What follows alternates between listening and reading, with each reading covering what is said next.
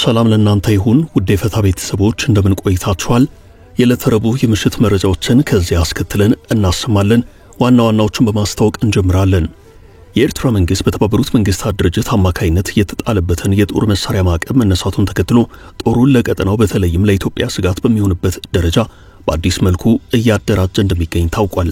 በዚህ አዲስ መረጃ ዙሪያ የኤርትራ መንግስት ምላሽ አሰምቷል፣ እንመለስበታለን። ህወሓት በአፋር ክልል ሲንቀሳቀስ ስለቆየውና ከሰሞኑ ወደ ትግራይ መግባቱ ስለተነገረው ሌላኛው የትግራይ ክልል ጦር ድምጹን አሰምቷል። በጦሩ ጉዳይ ላይ የህወሓት ጦር ከፍተኛ ወታደራዊ አመራሮች ዝምታ መርጠው የቆዩ ቢሆንም አሁን ግን በታጣቂው ኃይል ላይ እርምጃ እንዲወሰድ በግልጽ መናገር ጀምረዋል። በስፋት ወደ ኤርትራ ስለሚጋዘው የትግራይ ወርቅ አዲስ ጥናት መሰረት ያደረገ መረጃ ተሰምቷል። ይህ አዲሱ መረጃ ከትግራይ የጦር አመራሮች አንስቶ እስከ ባለሀብቶች እንዲሁም እስከ ቻይናውያንና የኤርትራ ባለስልጣናት ድረስ የጥቅም ትስስር ኔትወርክ መኖሩን ያመላከተ ነው። በዚህም ከፍተኛ ወርቅ ከትግራይ ወደ ኤርትራ መሻገሩን እንደቀጠለ አዲስ የወጣው ዘገባ አመላክቷል። በሐዋሳ ኢንዱስትሪ ፓርክ በተከሰተ የማሽን ፍንዳታ የሰው ህይወት አለፈም። ፍንዳታ የተከሰተው በኢንዱስትሪ ፓርክ ውስጥ የወረቀት ማሸጊያ አምራች በሆነው ጃስ ሃውሊንግ በተባለ የሀገር ውስጥ ኩባንያ ውስጥ ነው። ዝርዝር መረጃ አለን። የሁለተኛ ደረጃ መልቀቂያ ብሔራዊ ፈተና ለመውሰድ በመቱ ዩኒቨርሲቲ ከነበሩ ተማሪዎች መካከል በሴት ተማሪዎች ላይ ጾታዊ ጥቃት ፈጽመዋል የተባሉ ተማሪዎች ከፈተና መባረራቸው ተሰምቷል። በጎረቤት ሀገር ሶማሊያ ዋና መቀመጫ ሞቃዲሾ ዓለም አቀፍ አየር ማረፊያ አንዲት ሄሊኮፕተር ተከስክሳለች። ንብረትነቷ የዩጋንዳ አየር ኃይል የሆነችው ሄሊኮፕተር ተከስክሳ ከፍተኛ አደጋ መፈጠሩ ተሰምቷል። በዚህ ድንገተኛ አደጋ 3 ሰዎች ስለመሞታቸውም ተሰምቷል። የሞቃዲሾን የዛሬውን አደጋ አጥር አድርገን እንመለከታለን። ጠቅላይ ሚኒስትር አብይ አህመድ በነገው ዕለት በህዝብ ተወካዮች ምክር ቤት ተገኝተው ማብራሪያ ለመስጠት ቀጠሮ መያዛቸው ተሰምቷል። አሁን በቀጥታ ወደ ዝርዝር ዘገባዎቹ እንወስዳችሁ።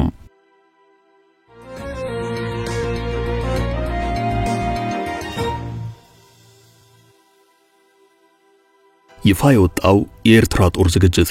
የኤርትራ ጦር በአዲስ መልኩ ራሱን እያሰናዳ ነው። የዚህ አዲስ ጦር ዝግጅትና የጦር መሳሪያ ሸመታ ጉዳይ ቀጠናውን ወደ አደገኛ አለመረጋጋትና አሳሳቢ ጉዳይ እየከተተው እንደሚገኝ አንድ ሪፖርት አመላክቷል።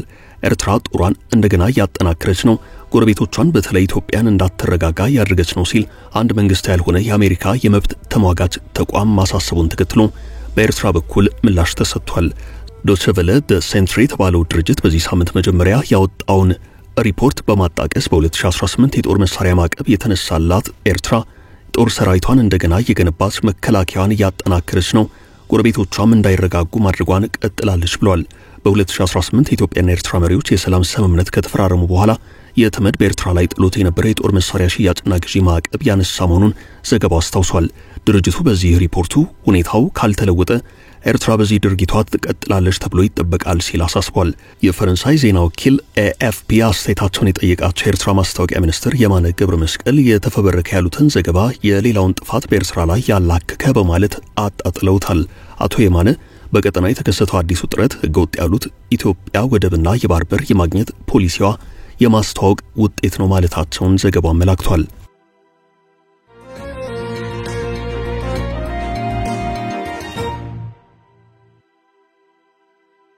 ወደ ኤርትራ የሚጋዘው የትግራይ ወርቅ።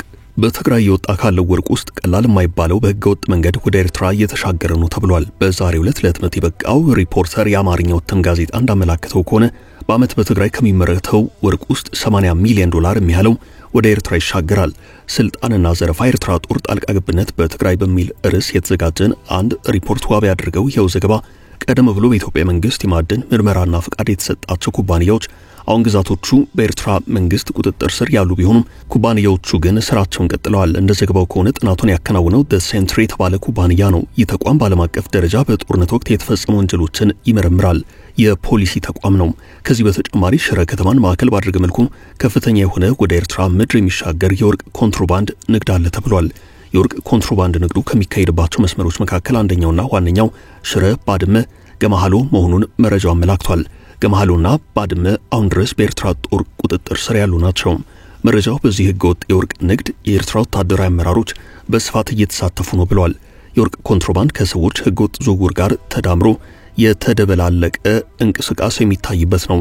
ከሽረ እስከ ኤርትራ ድረስ ስር የሰደደ የወርቅ ኮንትሮባንድና የህገወጥ ሰዎች ዝውውር መኖሩን የሪፖርተር ዘገባ አመላክቷል። ከተለያዩ ምንጮች ጋር በተደረገ ቃለ ምልልስ በህገወጥ የወርቅ ንግድ ውስጥ ከፍተኛ የትግራይ ኃይላት ኃላፊዎች፣ ለእነርሱ ታማኝ የሆኑ ተዋጊዎች፣ በየጊዜው ቁጥራቸው ከፍ እያለ የመጣ ቻይናውያን ዜጎች አሉበት ተብሏል። ከኤርትራ ሰራዊት ቁጥጥር ውጭ በሆኑ ቀጠናዎች ቻይናውያን ከትግራይ ኃይላት ወታደሮች ጋር አብረው የኢንዱስትሪ መቆፈሪያ መገልገያ መሳሪያዎችን ወደ ሀገር ውስጥ ያስገባሉ። ማሽኖቹን ግልጋሎት ላይ እንደሚያውሉና የጥገና ስራዎችንም እንደሚያከናውኑ ታውቋል። በተጨማሪም ማዕድን አውጪዎች ጉዳት የሚያደርሱ ኬሚካሎችን ጥቅም ላይ የሚያውሉበት መጠን ከፍ እያለ ነው።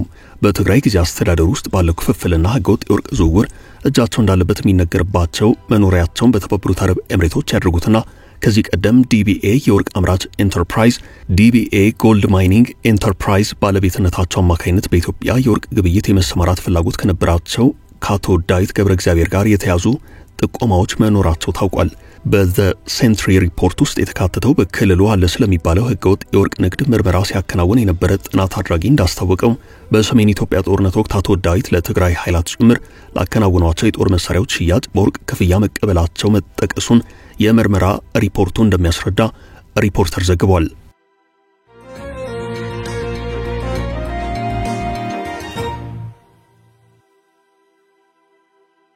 ህወሓት ስለተከፈለው ጦር ህወሓት በአፋር ክልል ሲንቀሳቀስ ስለቆየውና ከሰሞኑ ወደ ትግራይ መግባቱ ስለተነገረው ሌላኛው የትግራይ ክልል ጦር ድምጹን አሰምቷል። ከጥቂት ወራት በፊት የትግራይ ክልል ውስጥ ህወሓትን በኃይል ለመጣል እንደሚንቀሳቀስ ያሳወቀውና ራሱን የትግራይ ሰላም ኃይል ብሎ የሚጠራው ታጣቂ ቡድን ወደ ትግል መግባቱ ይታወሳል። ይህ ቡድን የተመሰረተው ህወሓት በመላው ትግራይ የሚገኙ የወረዳና የቀበሌ አስተዳደሮችን በኃይል መቆጣጠር መጀመሩን ተከትሎ ነው። ይህ ታጣቂ ቡድን እንደሚለው ዋነኛ ዓላማው የትግራይን ህዝብ ከአምባገነናዊው የህወሓት አገዛዝ በማላቀቅ ፖለቲካዊ ነጻነት ማስፈን ነው። ባለፉት ወራት በአፋር ክልል ውስጥ ሲንቀሳቀስ እንደነበር የተገለጸው ይህ ቡድን አሁን ወደ ትግራይ ክልል ዘልቆ እየገባ ነው። ቡድኑ ለወራት ያህል በመደራጀት በስልጠና በአፋር ክልል ውስጥ ቆይቷል። በጦሩ ጉዳይ ላይ የህወሓት ከፍተኛ ወታደራዊ አመራሮች ዝምታ መርጠው የቆዩ ቢሆንም አሁን ግን በታጣቂ ኃይሉ ላይ እርምጃ እንዲወሰድ በግልጽ እየተናገሩ ነው። ይህ ደግሞ ጉዳዩ አሳሳቢ የሆነ መምጣቱን የሚያሳይ ሲሆን በቀጣይ የትግራይ ክልል ውስጥ ያለውን የፖለቲካና የጸጥታ ሁናቴ ሊያወሳስበው ይችላል ተብሏል። አፋርና ትግራይ አዋሳኝ አካባቢዎች ለወራት የቆየው የአዲስ ኃይል ወደ ትግራይ ክልል መንቀሳቀስ ጀምሯል። አዲሱ ኃይል እዚያው ትግራይ ከሚገኘው ነባሩ ኃይል ጋር የእርስ በርስ ግጭት እንዳይገጥም ከባድ ስጋት ተፈጥሯል። በሌላ በኩል የህወሓት ክፍፍልን ተከትሎ ለሁለት የተከፈሉት የትግራይ ክልል ታጣቂዎች ወደ እርስ በርስ ግጭት ሊያመሩ ነው የሚል ከፍተኛ ስጋት መፈጠሩን በትግራይ በተቃዋሚነት የሚንቀሳቀሰው ሳልሳይ ወያነ ፓርቲ ማሳሰቡ አይዘነጋም።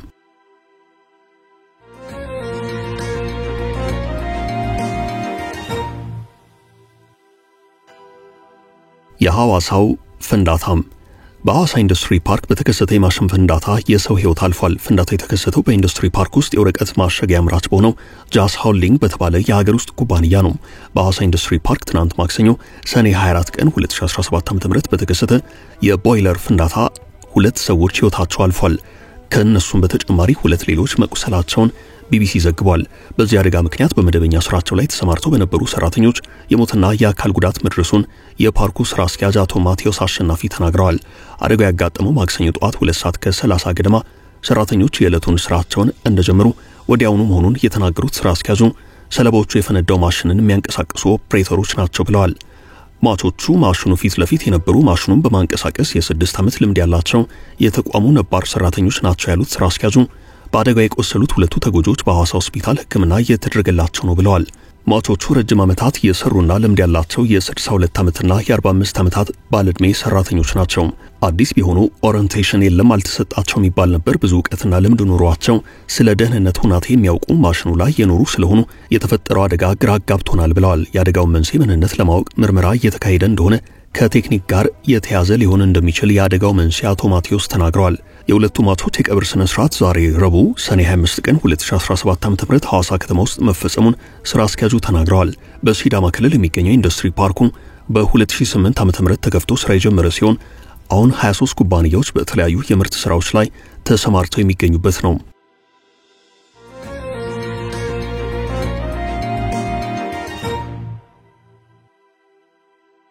አነጋጋሪው የዩኒቨርሲቲው ክስተት የሁለተኛ ደረጃ መልቀቂያ ብሔራዊ ፈተና ለመውሰድ በመጡ የዩኒቨርሲቲ ከነበሩ ተማሪዎች መካከል በሴት ተማሪዎች ላይ ጾታዊ ጥቃት ፈጽመዋል የተባሉ ተማሪዎች ከፈተና ተባረዋል። ሰኞ ዕለት በጀመረው የ12ኛ ክፍል ብሔራዊ ፈተና ለመውሰድ ከተለያዩ ስፍራዎች በመምጣት በመቱ ዩኒቨርሲቲ ከተሰባሰቡት ተማሪዎች ላይ ወሲባዊ ትንኮሳ የፈጸሙት ተማሪዎች ጉዳያቸው በኮሚቴ ታይቶ ነው ከፈተናው የተሰናበቱት። ስለ ጉዳዩ ለቢቢሲ መረጃ የሰጡት የመቱ ዩኒቨርሲቲ ፕሬዝዳንት ዶክተር አለሙ ዲሳሳ መጀመሪያ ላይ ሴቶቹ ተፈታኞች ከወንዶቹ ጋር ይጫወቱ ነበር ብለዋል። በሂደት ግን ወንዶቹ ሴቶቹን አስገድደው ሳሟቸው፣ መነካት የሌለባቸውን የአካላቸውን ክፍል መንካት ጀመሩ ብለዋል። ከዚያ በኋላ አንደኛው የሴቶቹ ሞራል በነካ መልኩ ልብሳቸውን በመግለብ ገላቸው እንዲታይ በማድረግ ትንኮሳ ፈጽሟል ብለዋል። የዩኒቨርሲቲው ፕሬዝዳንት የተማሪዎቹ ድርጊት ወንጀል መሆኑን ገልጸው ሴቶቹ የደረሰባቸው ትንኮሳ እንዳሳሰባቸውና ግቢውን ለቀን እንሄዳለን ማለታቸውን ተናግረዋል። ሆኖም ፈተናውን እንዲወስዱ እንዳግባባቸው አስረድተው ወንጀሉን ከፈጸሙት 3 ወንድ ተማሪዎች መካከል 2ቱ ከምዕራብ ወለጋ፣ አንዱ ደግሞ ከኢሉ አባቦራ የሁለተኛ ደረጃ ትምህርት ቤት መልቀቂያ ፈተና ለመፈተን ወደ መቱ ዩኒቨርሲቲ የመጡ መሆናቸውን ተቋም አስታውቋል። ዩኒቨርሲቲው ተማሪዎቹ ወሲባዊ ትንኮሳ መፈጸማቸው መረጃ እንደደረሰው ከቅጥር ግቢ ውስጥ በጸጥታ ኃይላት ጥበቃ በሚያደርጉ የፌዴራል ፖሊስ አባላት በቁጥጥር ስር አውሏቸዋል። የመቱ ዩኒቨርሲቲ ፕሬዝዳንት ዶክተር አለሙ ዲሳሳ 3ቱን ተማሪዎች ወደ ፍርድ ቤት የማቅረብ ሐሳብ በሰፊው መነጋገሪያ ሆኗል። ነገር ግን በአሁኑ ጊዜ ተጎጂዎችን ወደ ፍርድ ቤት ማቅረብ ተማሪዎች በመሆናቸው በፍርድ ቤት ውጣ ውረድ አእምሯዊ ችግርን ይፈጥርባቸዋል። በመሆኑም እነዚህ ታዳጊዎች በአገር አቀፍ ፈተና ስነ ምግባር መመሪያ መሰረት ከፈተና ተባረዋል ብለዋል። በዚህ መሰረት የትምህርት ቢሮ ተወካይ ተማሪዎቹን በመውሰድ ወደ ቤተሰቦቻቸው የመመለስ ኃላፊነት ተሰጥቶታል ሲሉ ፕሬዝዳንቱ ተናግረዋል።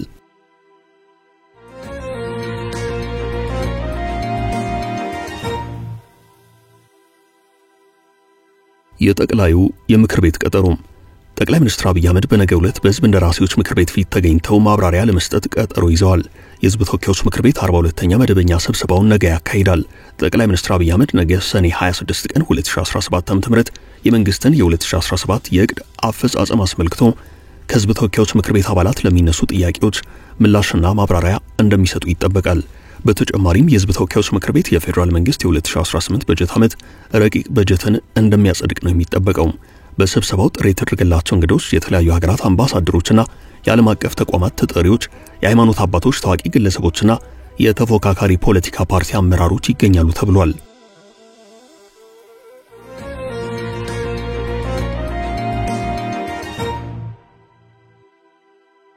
በሞቃዲሾ ኤርፖርት ሄሊኮፕተር ተከሰከሰም። 8 ሰዎችን አሳፍሮ የነበረ የዩጋንዳ ወታደራዊ ሄሊኮፕተር በሶማሊያ መዲና ሞቃዲሾ ዋና ዓለም አቀፍ አውሮፕላን ማረፊያ መከስከሱ ታውቋል። በሶማሊያ ዋና ከተማ በተከሰከሰው ወታደራዊ ሄሊኮፕተር ቢያንስ የ3 ሰዎች ሕይወት አልፏል። ሄሊኮፕተሩ መከስከሱን ተከትሎ በአደን አዴ ዓለም አቀፍ አየር ማረፊያ የእሳት ቃጠሎ ተነስቶ የነበረ ሲሆን በአደጋ ጊዜ ሰራተኞች በፍጥነት በቁጥጥር ስር ውለዋል። ከአውሮፕላን ማረፊያው ከፍተኛ ጢስ ሲወጣ የታየ ሲሆን በርካቶችም ይህን የሚያሳየውን ተንቀሳቃሽ ምስል ተቀባብለውታል። ፍንዳታ ሰምተን ከሄሊኮፕተሯ ላይ የእሳት ነበልባልና ጢስ ሲወጣ አየን። ጭሱ ሄሊኮፕተሯን በሙሉ ሸፍኗት ነበር ሲሉ የአየር መንገድ ሰራተኛ የሆኑ ሰው ለሮይተርስ የዜና ወኪል ተናግረዋል። ዛሬ ጠዋት 1 ሰዓት ከ30 ገደማ አደጋ የደረሰ ሲሆን የዩጋንዳ አየር ኃይል ንብረት የሆነው ሄሊኮፕተር ለአዲሱ የአፍሪካ ሰላም አስከባሪ ኃይል በውሰት የተሰጠ ነው። ሄሊኮፕተሩ አደን አዴ ዓለም አቀፍ አየር ማረፊያ ከማረፉ በፊት መከስከሱን በአፍሪካ ህብረት የሶማሊያ ድጋፍና ማረጋጋት ተልዕኮ አውሶም አስታውቋል። በሄሊኮፕተሩ ውስጥ ከነበሩት 8 ሰዎች መካከል 3ቱ መታደግ የተቻለ ሲሆን ለሕክምና ወደ ሞቃዲሾ የአውሶም ሆስፒታል መወሰዳቸውን የሰላም ተልዕኮ ገልጿል። የተቀሩትን ሰራተኞችና ተሳፋሪዎች የማፈላለግና የማዳን ስራዎች መቀጠላቸውን ዘገባው መላክቷል። እስካሁን የአደጋው መንስኤ ምን እንደሆነ የተብራራ መረጃ የለም። የሶማሊያ ሲቪል ኤቪዬሽን ባለስልጣን ኃላፊ አህመድ ማሊም ሄሊኮፕተሩ ከሞቃዲሾ 90 ኪሎ ሜትር ርቀት ላይ የታችኛው ሸበሌ ክልል ከሚገኘው ባሊ ዶግሌ ጦር ሰፈር ተነስቶ ከበረረ በኋላ በአውሮፕላን ማረፊያ ወታደራዊ ማረፊያ ላይ ወድቋል ሲሉ ተናግረዋል። የሰላም አስከባሪው አካል የሆነው የዩጋንዳ ጦር ቃል አቀባይ ፌሊክስ ኩላይጌ ሄሊኮፕተራችን በአውሮፕላን ማረፊያው ላይ ሊያርፍ ሲል ተከስክሶ በእሳት ተያይዟል። 3ቱ እሳት ቢደርስባቸው አምልጠዋል። የተቀሩት 5ቱ እስካሁን ያሉበት ሁኔታ አይታወቅም ብለዋል። የአደጋውን መንስኤ ለማጣራት ኮሚቴ እናቋቁማለን ብለዋል። የዩጋንዳ ወታደሮች በአፍሪካ ህብረት የሰላም ድጋፍና ማረጋጋት ተልዕኮ አውሶም ካቀፋቸው 11000 ወታደሮች መካከል የሚገኙበት ሲሆን የሀገሪቱ ማዕከላዊ መንግስት ከአልቃይዳ ጋር ግንኙነት ካለው የአልሸባብ ቡድን ጋር በሚደረገው ትግል እየተሳተፉ ይገኛሉ። ባለፈው ሳምንት በአልሸባብ በደረሰ ጥቃት እንዲሁም ውጊያ 7 የዩጋንዳ ሰላም ተልዕኮ ወታደሮች መሞታቸው ተዘግቧል። የዛሬው አደጋ የቱርክ አየር መንገድ ንብረት የሆነ የመንገደኞች አውሮፕላን ከመነሳት ቢያዘገየውም የአገር ውስጥ በረራዎች ግን መደበኛ ስራቸውን ቀጥለዋል። በተመሳሳይ ባለፈው ወር የአፍሪካ ህብረት ሰላም አስከባሪ ኃይል ንብረት የሆነች ሄሊኮፕተር የወደቀች ሲሆን አልሸባብ መትቼ ጣልኳት እኔ ነኝ በማለት ከምስል ጋር አያይዞ መረጃ ማጋራቱ አይዘነጋም። የህብረቱ ሰላም አስከባሪ ግን በቴክኒክ ችግር ምክንያት ሄሊኮፕተሯ እንደወደቀችና ተመታ እንዳልሆነ መናገሩ ይታወሳል።